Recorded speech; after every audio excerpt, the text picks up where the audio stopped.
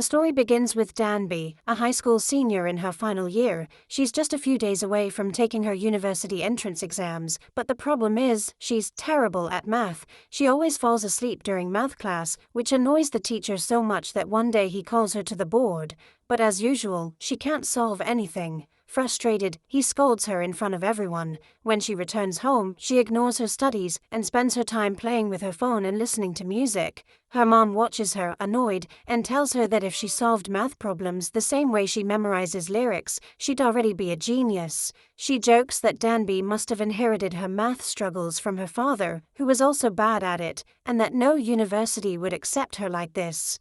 What bothers Danby most is when her mom changes the TV channel to one of those historical dramas she always watches. Danby gives up and leaves the room, heading to her best friend's house. Her friend reminds her once again that this is her last shot at getting into college. If she fails now, she'll have no future, nowhere to go. The next morning, Danby wakes up late and runs out, already behind schedule for the big exam. Her mom encourages her as she leaves, telling her to give it her best so she can get into a good school. Danby is nervous, especially about the math section, but she tries to study on the bus until she reaches the exam center. She jumps off the bus and runs, but forgets her umbrella. As she approaches the exam building, fear takes over. She isn't ready. She starts panicking, thinking about running away instead of facing the possibility of failing. She sits under the pouring rain, heart sinking, silently wishing she could just disappear. There's a shallow puddle in front of her formed by the rain. She steps closer to it, and suddenly, something strange happens. She notices a group of people dressed in unusual clothes, all gathered and praying for rain. They say it hasn't rained in 3 years, and people are dying from the drought. Suddenly, Danby finds herself falling into the puddle and begins to drown. But instead of dying, she re-emerges in the same spot, but somehow in a different world. She's confused and starts asking the people around her if they're filming a historical drama or something. The king, seeing her strange behavior, becomes terrified and yells, asking if she's a demon. She nervously says, "No, I'm just a high school student." But the way she says it sounds like some kind of magical incantation to them, which only increases their fear. Suddenly, guards surround her with swords drawn. When she realizes the swords are real, she panics and improvises, saying, "I know why I'm here. Please God, send the rain."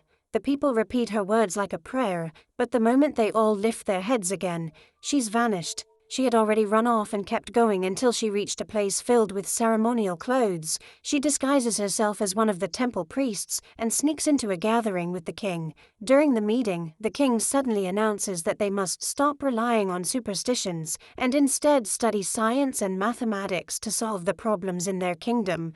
But the chief priest objects, saying this is dangerous nonsense, that math is just another superstition and it's impossible to understand nature through equations. He claims the real reason for the drought is that the heavens are angry with the king, and that the only way to bring rain is for the king to perform a sacred ritual with the queen. Danby secretly slips out of the meeting and goes to look for her phone, but she gets caught again. While she waits for the king to arrive, she starts thinking maybe she can escape once it finally rains. But the king shocks her by saying that it hasn't rained in 3 years, and honestly, he doesn't like her.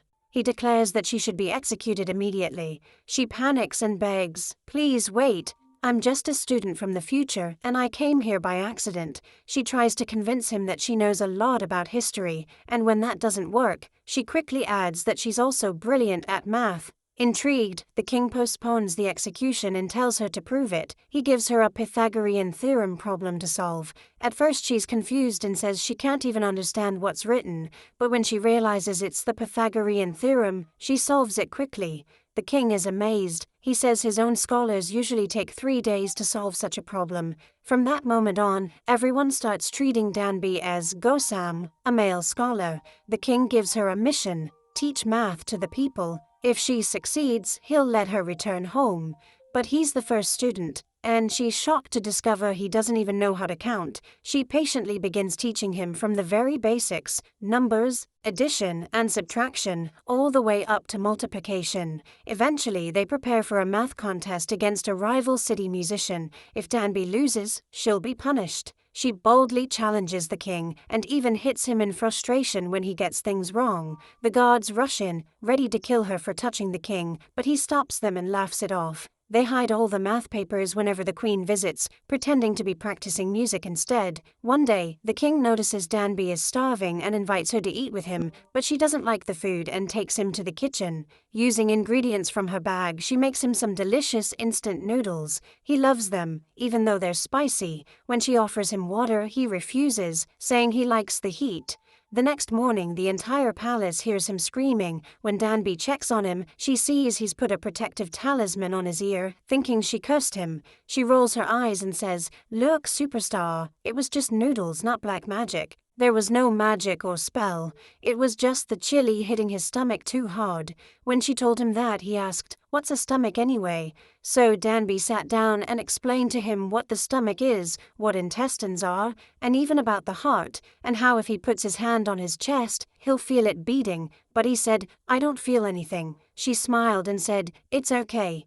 One day, when you're with someone you love, you'll feel it on your own." He was amazed at how much knowledge she had. He started seeing her as a brilliant scholar, so he asked her to teach all the royal scholars of Joseon, not just math but everything from science to agriculture. That night, he offered her a tangerine, and she casually said, "Thanks," without ceremony, but he got very upset. "You're a Joseon wanderer. You should have saved that fruit for 3 days at least. You don't appreciate blessings." She laughed and said, "It's just a tangerine.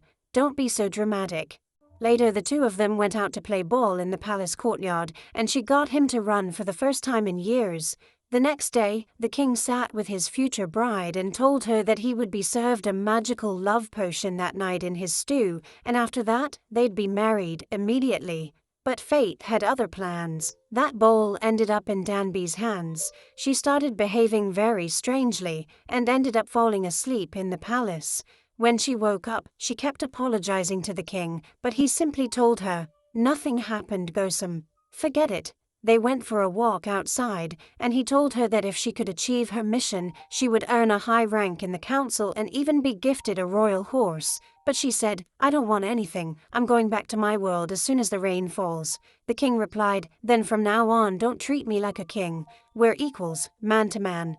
But the next day, disaster struck. Danby was arrested and accused of mocking the king. They tied her by the limbs, preparing to torture her, but the king stepped in and explained to the priests that this young scholar had valuable knowledge. One priest, however, seized the opportunity and said, "Fine, then I must test him myself. He has 2 weeks. If it doesn't rain by then, we'll execute him."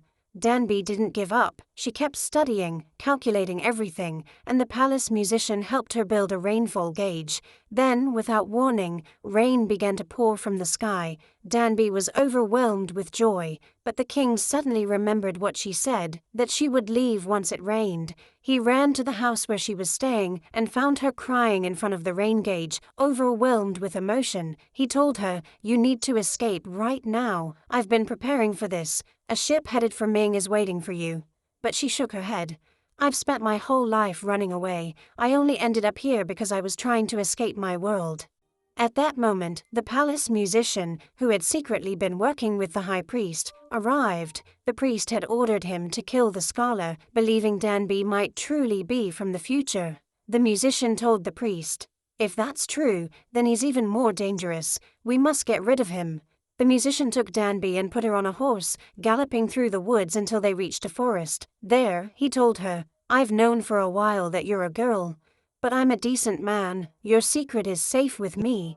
She explained that it wasn't intentional. The job she landed was offered to a boy, and she had no choice but to take it. Meanwhile, back in the palace, the high priest tried to convince the king that everything Danby had taught them must be destroyed, especially the new written language she was developing. They had to stick to tradition and eliminate the boy's influence, but the king couldn't accept that. He left the palace on horseback, searching for her.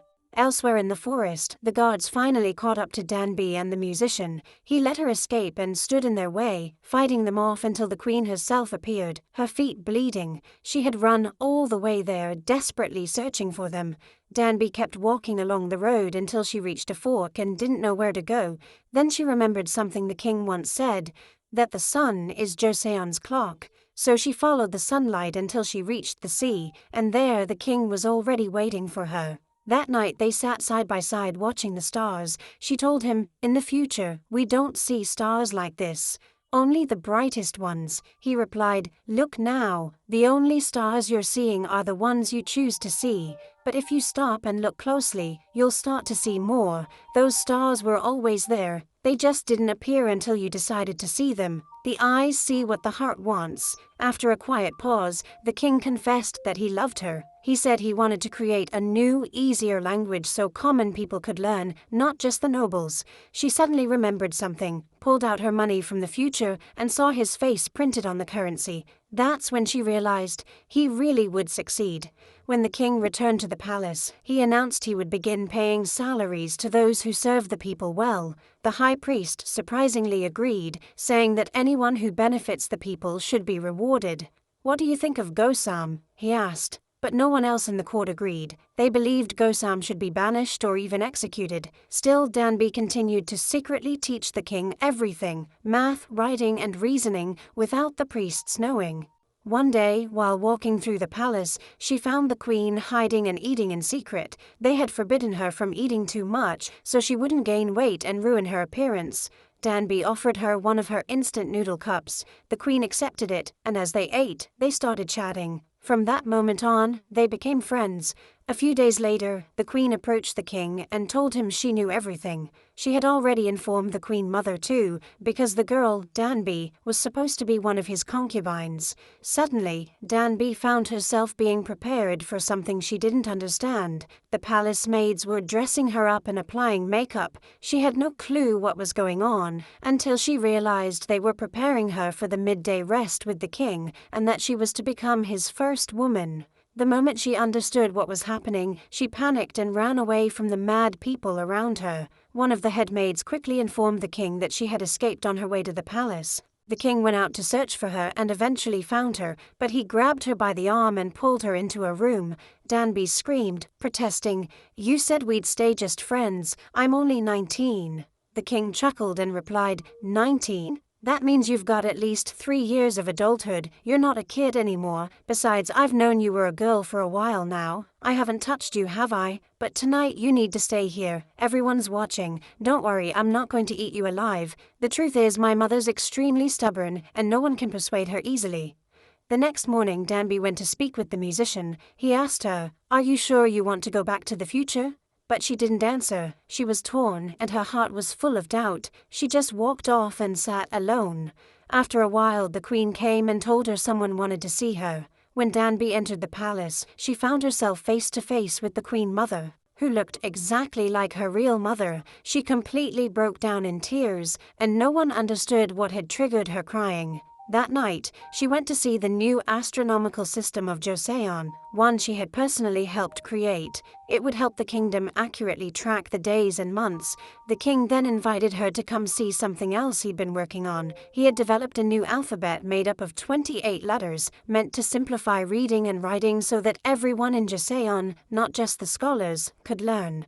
As they walked into the middle of the great hall, he asked her to sit in the ceremonial chair. Then, he placed the royal hairpin on her head, a symbol of marriage, and asked her to stay with him forever. Danby started crying and told him, "I can't. I promised myself I'd go back once the rain comes. My mother is waiting for me, and she trusts me." The king gently replied, "Then go see her, and come back. Let's live here together." But she refused again. He lost his patience and said angrily, "You're right. The future is better than this Joseon, full of sickness and disease. Do whatever you want." Then he stormed off, heartbroken.